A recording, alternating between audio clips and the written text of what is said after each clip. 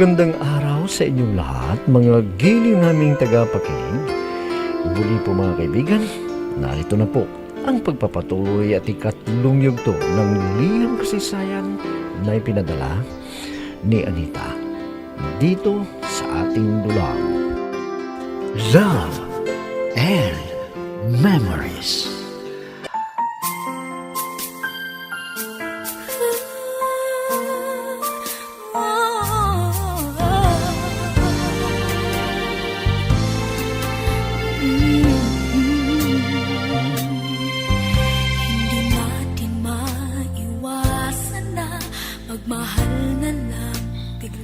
Nagsumbong si Wilson kay Mama na nakita kaming nag-usap ni Dante at lagi niyang sinasabihan na duwag ito.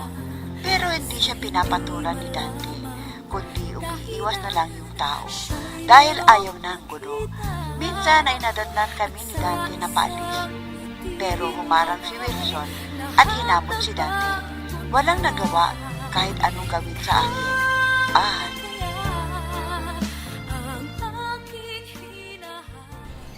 Alam mo, Anita, duwag ang pulis na to. Hinamon ko, pero iniwan ako. Kaya hindi kanya kayang ipagtanggol. Tignan mo, kahit anong gawin ko sa'yo, ay baliwala. Halika. Bitawan mo ako, Wilson! Bitawan mo ako! Akin ka. Ipapakita ko ang gagawin ko sa'yo. Ayun ka, Wilson! Walang iya ka! Bitawan mo, babae mo! Dante! Tama na! Dante! Napatay mo yata! Tingnan mo! Hindi na siya kumikilos! Huwag kang mag-alala. Nawala lang malay yan. Kaya ka na. Baka dumating pa mga barkada niya. Tayo na. Totoo ba na hindi mo siya napatay, ha? Kung ganon, halika na! Umalis na tayo dito! Bilisan mo! Halika na!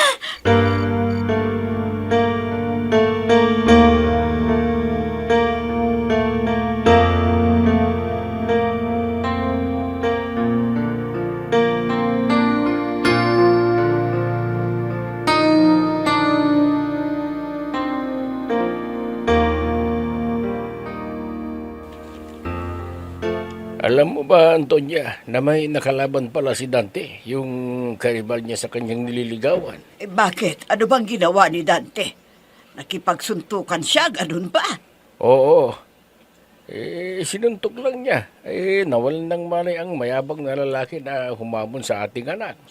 Ay, kung ganon, matapang pala si Dante. Akala ko, di niya pinapatulan ang mga mayabang na tao. Siyempre, nakita niya na binastos ng karibal niya si Anita. Kaya di na nakatiis at ipinagtanggol yung babae. Di mabuti para mabigyan ng leksyon ng taong mayabang. Akala niya kaya niya si Dante na umiiwas sa gulo. Pero hinamon at nambastos pa sa nililigawan niya. Anong nangyari doon sa taong mayabang, ha, Pedreng? Ano pa? Sinuntok ni Dante ng ilang beses. Natumba at nawal ng malay. Buti ka sa kanya. Akala niya kung tahimik na tao ay kaya niyang labanan. Pero nagkamali siya dahil hindi siya nakaganti kay Dante.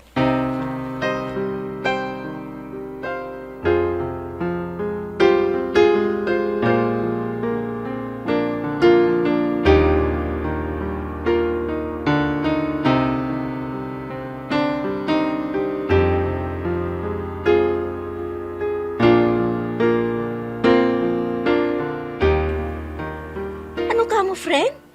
Ipinagtanggol ka ni Dante kay Wilson na nagmamayabang na umamon kay Dante? Parang hindi ako makapaniwala. Sa bagay, pulisyon, meron silang self-defense na tinatawag para ipagtanggol ang mga taong naaapi. At nakita ko, friend, kung paano nagalit si Dante. Ang lakas ng kanyang kamao. Ha? Totoo ba yan, friend? Pero, torpe naman. Hindi siya makapagtapat sa'yo. Yun ang problema. Paano mo siya sasagutin? Basta, sabi lang niya sa akin na gusto kong marinig na mahal niya ako. Sigurado agad kong sasagutin. Pero wala eh. Ano ba naman yan, friend? Ang hirap niyan. Anong mapapala niya kung hindi makapagtapat ng pag-ibig niya? Naku, ngayon lang ako nakarinig ng ganyang katurping lalaki sa harap ng nililigawan. Naiinis nga ako eh. Alam mo, friend, nananalangin ako na sana masabi na niya sa akin ang damdamin niya para magkaroon na rin ako ng nobyo.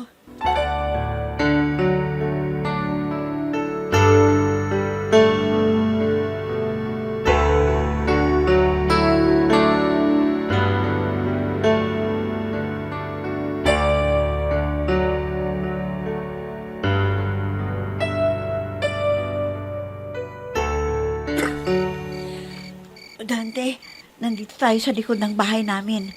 Ano bang sasabihin mo?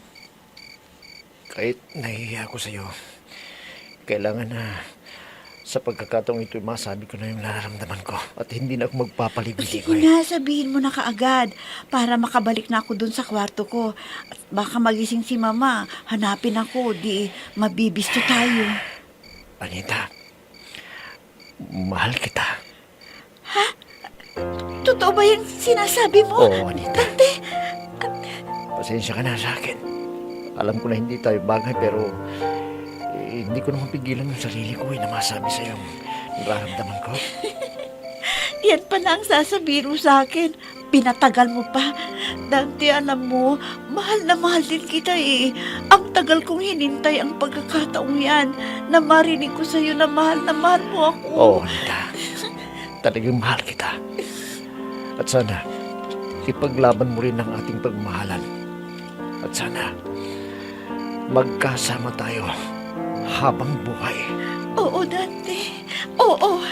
I'll be with you for the rest of my life. From the bottom of my heart, I'll always be with you.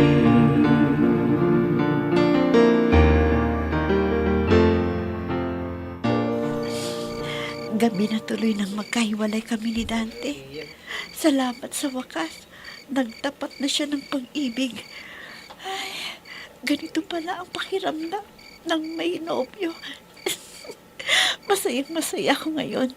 Sana natulog na si Mama at di niya nakita na umuwi na yung taong minamahal ko. Baka magalit pa sa akin eh. Ang mabuti pa, papasok na ako sa loob. Nandito ka na, malanding babae. Ha? Hindi ka na nahiya sa ginawa mo. Mama, ano ba yung sinasabi ninyo? Hindi ko kayo maintindihan. Hindi mo alam ang ginawa mo. Pero may nakakita sa inyo. Kuwan po, Mama. Pasensya na po kayo kung gabi na ako umuwi kasi nag-overtime po kami. Ibang klaseng overtime ang ginawa mo. Walang hiya ka! Mama, bakit niyo po ako sinampal? Ano bang kasalanan ko? Sinungaling kang babae ka. Di ba nagtagpo kayo nagduwag na pulis na yon? Hindi totoo yan, Mama. Sino bang nagsabi sa inyo na nagkita kami ni Dante? Sino pa ba? Kundi si Wilson. Nakita kayo na nagyayakapan at naghahalikan doon sa madilim na lugar. Si Wilson ang nagsumbong sa inyo? Makikita ng lalaking yun. Makikita niya.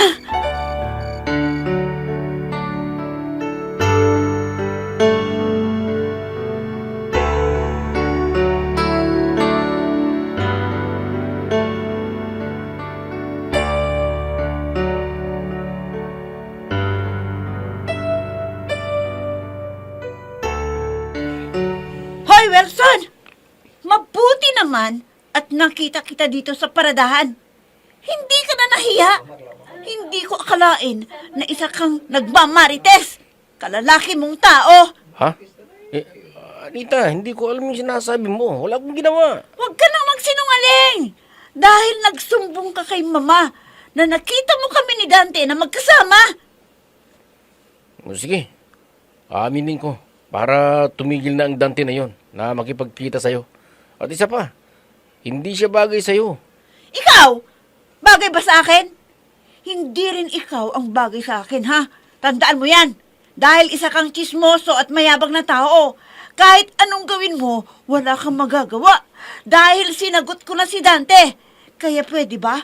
Huwag mo nang ipagpilitan ang sarili mo sa akin. Ganun ba? Hindi ako papayag na maging masaya kayo. Gaganti ako sa kanya para di na niya ituloy ang inyong relasyon. Sige, gawin mo! Pupunta ako sa presinto ngayon. Sa sinasabi mong pagbabanta sa buhay ni Dante, sasabihin ko yan sa kanya. Pero tandaan mo ito, Anita. Hindi rin kayo magkakatuloy ni Dante. Dahil gagawa ko ng paraan para hindi na kayo magkita. Ano? Minsan ng isang simpleng ngiti ay mayroong dala, isang tapat na hangarin at pangakong dakila. Hindi man ito pinapansin, minsa'y babalik. Mabuti at nandito ka pa sa paradahan, Mina. May papasabi sana ako sa'yo para kay Anita. Oh, bakit hindi ka ba makadalaw dun sa bahay nila? Kontra ba ang mama niya sa'yo? Oo nga eh. Dahil may ibang gusto kong manya. Para kay Anita. Alam ko na kilala mo si Wilson. Oo, Dante. Binastad na nga ni Anita yun eh. Kaya di niya matanggap ang kabiguan niya. At gustong hadlangan ang pagmamahalan ninyo ng kaibigan ko. Tama ka, Mina. Alam mo, minsan hinarang niya ako pero di ko na pinatulan. At inulit pa rin, ha? At niyakap niya at hinalikan si Anita. Ano? Bastos niya ano? Ano naman ang ginawa mo? Ano ba, di minugbog ko siya. Para malaman niya na hindi ako duwag gaya ng pinagkakalat niya. Buti naman. At ginawa mo yun sa mukong na yun. Nakatikim siya ng suntok mo. Siguro naman ay nabigyan na siya ng leksyon. Sana nga, Mina. Pero kapag hindi pa siya tumigil sa panggugulo sa amin ni Anita, baka mabwisit niya ako mabaril ko na siya. Dante!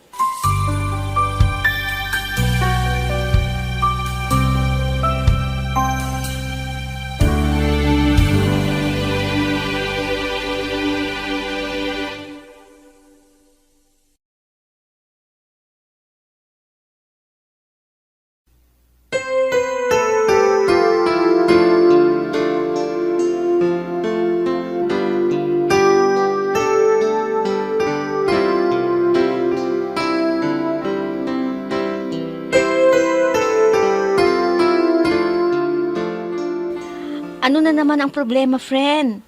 At nakasimangot ka na dumating. Pwede ko bang malaman? Ang sama talaga ng ugali ng Wilson na yun. Nakakainis, nakakainis! Oh, bakit, friend? Ano na naman ba ang ginawa sa'yo? Binastos ka na naman? Alam mo, naiinggit lang yun dahil nakitang kasama mo si Dante. Oo nga eh. Kasama ko si Dante kagabi. Alam mo ba, nagsumbong si Wilson kay Mama. Kaya pinagalitan ako at sinampal. Ano? Kinampihan pa niya si Wilson? Kaysa ikaw na anak niya? Naku, parang ang bigat ng kasalanan mo at sinampal ka pa. Oo, dahil sa Wilson na yun, na isang marites. Alam mo kung ano-ano ang sinumbong kay Mama. Kaya sinita ko kagabi at sinabing naglambingan kami ni Dante sa madilim na lugar. Aba, sobra na talaga ang Wilson na yon. Kung mo binastad mo gumaganti siya ngayon. Kaya alam mo, friend, dapat mag-ingat ka kay Dante. Baka nag-iisip yun ng masama kontra sa'yo. Kaya iwasan mo na lang para hindi ka mapahamak.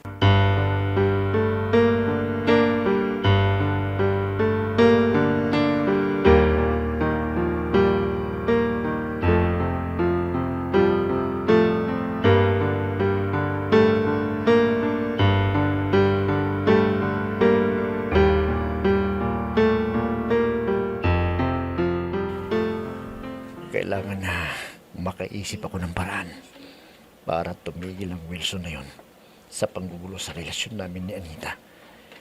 Kahit nalaman na niya na magnobyo kami, sinisiraan niya. At pinagkakalat pa niyang binugbog niya ako. At isa akong duwag. Naku, Nanggigigil talaga ako sa Wilson na yon.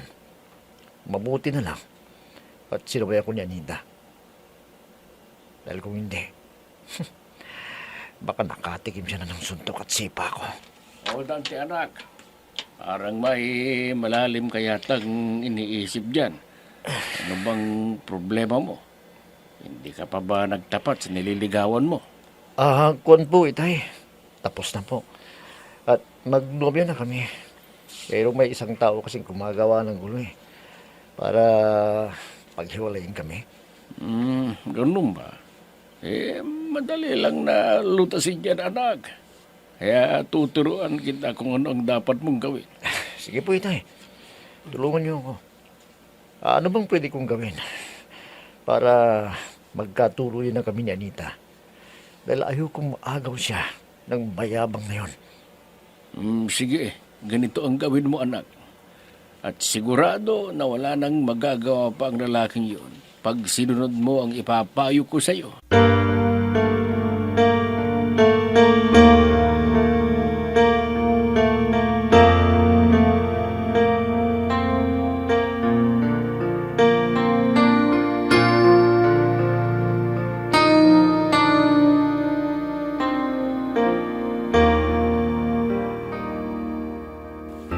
Kailangan ko ng kumilos. Kasi napapansin ko, talagang hindi tumitigil ang pulis na yon. Hindi bale. May kasunduan na kami ni Wilson. Kaya kailangan, kausapin ko ng basinsinan si Anita. Hindi ako papayag na ang Dante na yon ang makakatuluyan ni Anita. Mahirap ang buhay nila. Anong magyayari sa buhay ng aking anak? Kailangan na gumawa ako ng paraan para hindi matuloy ang kanilang relasyon. Tama. Hindi ko na palalabasin si Anita at si Wilson. Kailangan niyang makuha ang pagkababae ni Anita. Nang sa ganon, pumayag si Anita na makasal kay Wilson. Akala nila hindi ko alam ang kanilang ginagawa. Hinahayaan ko lang. Pero darating ang araw na hindi na sila makakahadlang sa aking gagawin. Ako pa rin ang ina ni Anita na dapat magdesisyon kung anong mabuti para sa aking anak. Kaya kailangan na pumayag si Anita na pakasal kay Wilson. Minsan ng isang simpleng ngiti ay mayroong dala, isang tapat na hangarin at pangakong dakila. Hindi man ito pinapansin, minsa'y Bakit nandito ka na naman? Alam mo naman nagalit ang mama ko sa'yo. Baka makita ka niya. Lagot ka na naman yan. Importante lang yung sasabihin ko sa'yo. Para wala nang wadlang sa ating pagmamahalan. Ha? Anong ibig mong sabihin? May paraan ka bang naisip? Oo, Anita. At sana pumayag ka sa plano kong ito. Kung talagang mahal mo ako, para magkasama tayo habang buhay. O sige, sabihin mo na. Dahil baka magising si mama at hanapin niya ako sa kwarto ko. Alam mo bang lagi niya akong sinisita? Kung ganon, tamang-tama. Ang naisip kong ito. Dahil alam ko na tutulang mama mo sa akin, kaya gawin natin ang bagay na ito para magkatuluyan tayo. Ano bang plano mo, Dante? Sabihin mo na kaagad. Kung pwede, papayag ako kung gusto mo. Ano ba yun? Anita, mahal na mahal kita. At ayokong mawala ka sa akin. Kaya ang naisip kong paraan magtanan na tayo. Ano?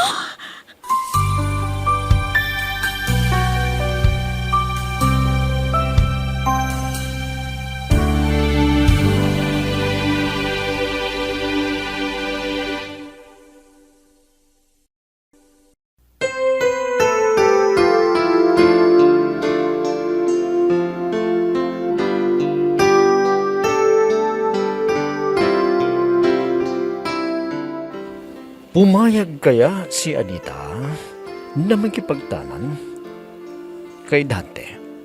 Mga kaibigan, huwag ninyong kaligtaang subaybayan ang pagpapatuloy at ika-4 na yugto ng liham kasaysayan na ipinadala ni Anita dito sa ating dulang Love and Memories. Mga nagbibigay buhay sa ating dula ay sina Mayra Abrihal Narnola, Susan Malikdem, Robert de Guzman, Yehuda Ismael, Eva Alcoriza, Jun Cabato, Ami Diaz, at si Oscar Ora. Technical supervision at musika ni Oscar Ora. Nilapatan ng tunog ni Robert de Guzman. Mula sa panulat at direksyon ni Ami Diaz. Love and Memories. Inihahandog sa inyo ng F3 Recording Studio para sa Pambansang Radyo ng Pilipinas, Bombo Radio, Philippines.